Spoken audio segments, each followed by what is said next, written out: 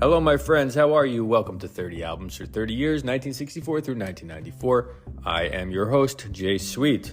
And today's episode, we evaluate the Frank Sinatra album, Sinatra at the Sands, recorded between January and February of 1966 and released July of 1966 on Reprise Records. Let's get into it.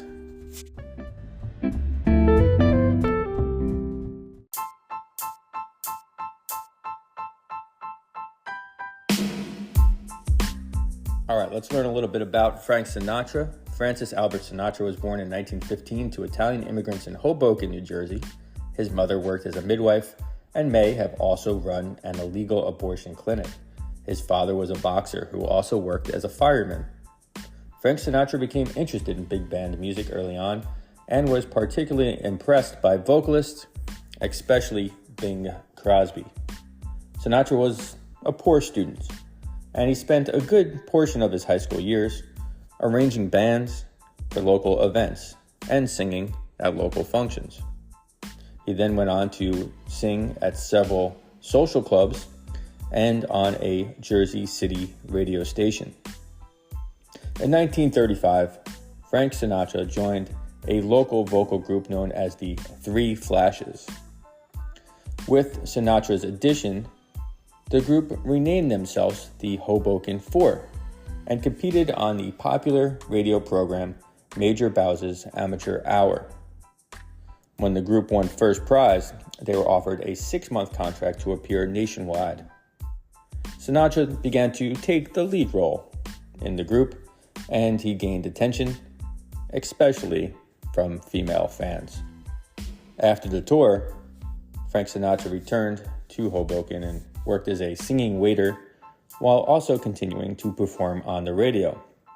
And after an early solo studio recording, Sinatra caught the attention of trumpeter and bandleader Harry James. James had found fame with Benny Goodman's Orchestra, and he hired Sinatra, and they recorded together. Sinatra had a few minor hits with the group, but he had this feeling that he was being used too infrequently. So Frank Sinatra began looking for other opportunities, and he found them.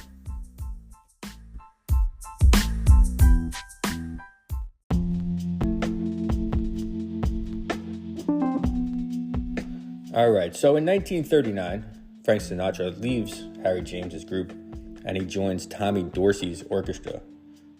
Sinatra became a nationally recognized star with Dorsey, and he developed a close friendship with the leader.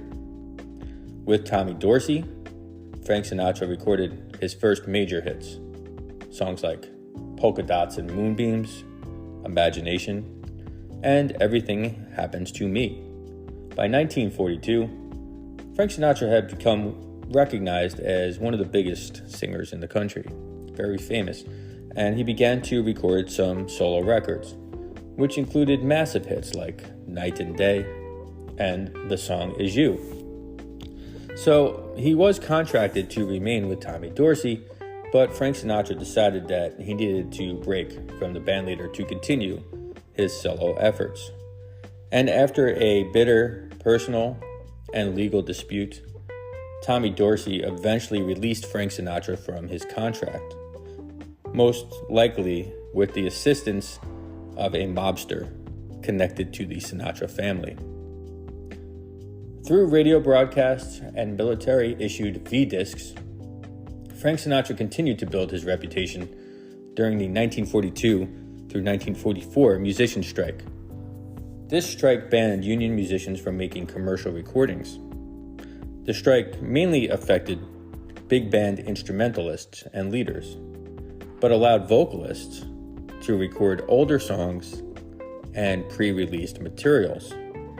The union virtually eliminated competition from the instrumental swing musicians that dominated a good portion of the charts, and Frank Sinatra became the most significant beneficiary of this ban.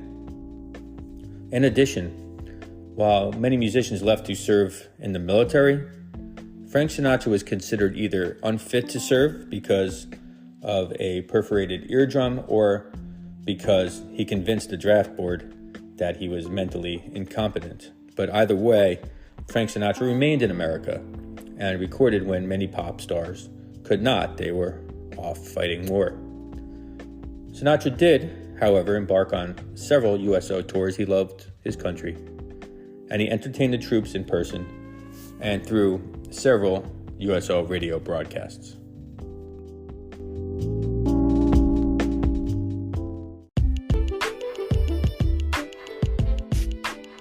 With a series of Columbia Records releases, a string of hits, and several film appearances, Sinatra had surpassed Bing Crosby's popularity throughout the mid-1940s, and he became one of America's most recognizable stars.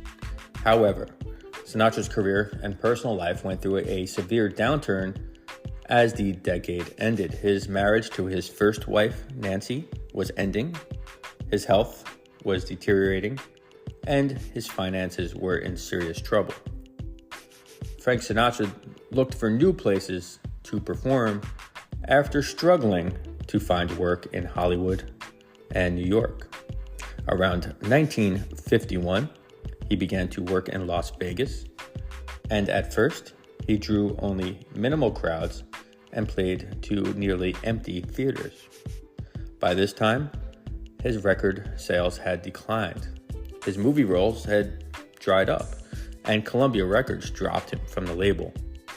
By 1952, it appeared that Sinatra had simply aged out. But then he landed the lead role in the 1953 hit film From Here to Eternity, and it changed the trajectory of his career once again. The movie's success sparked a renewed interest in Frank Sinatra, and he began one of the greatest comebacks ever in American music history. He then signed a lucrative 7-year deal with Capitol Records. With the help of arranger Nelson Riddle, Frank Sinatra recorded some of his biggest hits during this period, including My Funny Valentine, Young at Heart, and Just One of Those Things. Frank Sinatra continued to sing standard material in his crooning style for the next 2 decades and remained popular throughout the 1960s and beyond.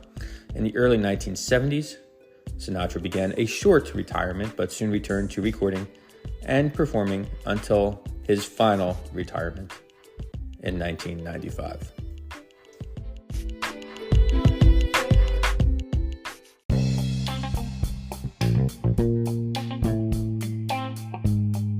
Frank Sinatra's life was hectic at times. People's continued interest in him had as much to do with his style, his personality, his romantic relationships, as it did with his fantastic interpretations of popular songs. Sinatra was known for wearing expensive, custom-made clothing and portraying an image of style, sophistication, and class. This image was often shared by the Italian mobsters that Sinatra befriended. Personally, Sinatra could be charismatic, humorous, but was also known to be, at times, violent, aggressive, and insulting. His several marriages and affairs with starlets like Lana Turner, Ava Gardner, Lauren Bacall, Judy Garland, Marilyn Monroe, Angie Dickinson, and Mia Farrow continued to spark interest from gossip columnists and the curious public. In short, Frank Sinatra was one of the most colorful and intriguing figures in American music and pop culture. It's really easy to overlook his actual talents as a vocal stylist, and many critics and researchers are quick to bypass Frank Sinatra's musicality and impact. But Sinatra's phrasing, his way of adapting this crooning approach, really helped to inspire generations of future jazz vocalists, and he was quite revolutionary. People like Tony Bennett, Harry Connick Jr., Michael Bublé have adopted the Sinatra sound and style. So Frank Sinatra's influence was tremendous, And during his prime, Frank Sinatra was one of the greatest interpreters of pop standards.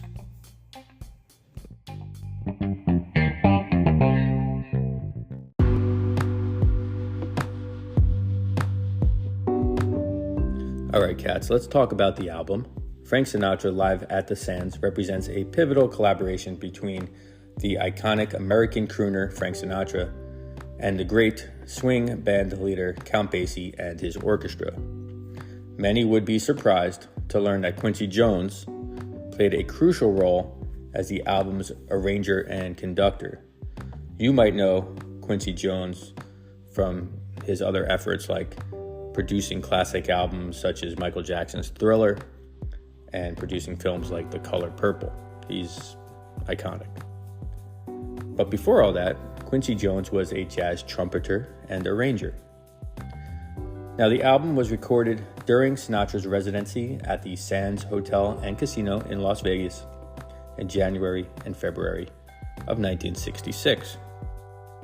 The record captures the essence of Sinatra's live performances during his Las Vegas heyday, with Quincy Jones's arrangements adding depth and sophistication to the sound. The Sands Hotel was Sinatra's preferred venue, and it provided the perfect backdrop for these electrifying performances. Throughout the recording, Sinatra's magnetic wit and velvety vocals are complemented by his engaging and humorous banter with his audience, which by today's metrics could be problematic. A lot of what he says is not exactly PC, but it does showcase his charm and his rapport with his audiences. Live at the Sands stands as a testament to the talents and the artistry of Sinatra, Basie, and Quincy Jones, and it's one of the greatest live albums in the history of popular music. While it sold well in the US, it was more strongly embraced in the UK. The presence of a double live album by a 50-year-old crooner amidst a bunch of psychedelic rockers who I have included on my list for the most impactful albums of 1966, it's quite remarkable to have an album like this, given the overall musical landscape of the year. But good music is good music, and Sinatra certainly made great music.